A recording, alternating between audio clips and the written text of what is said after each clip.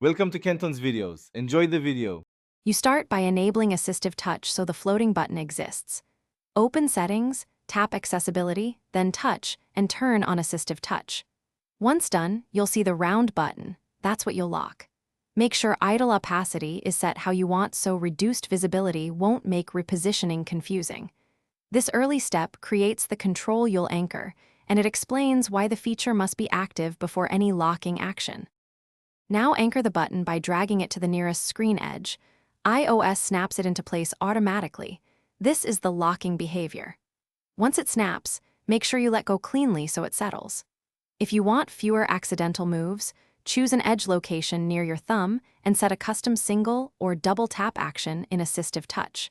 That reduces the need to move the button and explains why edge snapping is the only reliable way to keep it steady. Finish by testing. Tap apps near that edge and swipe to ensure the button stays snapped. If it shifts, toggle AssistiveTouch off and back on or restart the device to reapply position. This typically fixes transient drift. Make sure you avoid dragging when reorganizing apps. If problems persist, reset AssistiveTouch settings or check for software updates. One key tip: if the button won't stay put, restart first. Reboots often restore the proper edge snap behavior and stop unwanted movement. Thanks for watching. Consider subscribing if we helped you.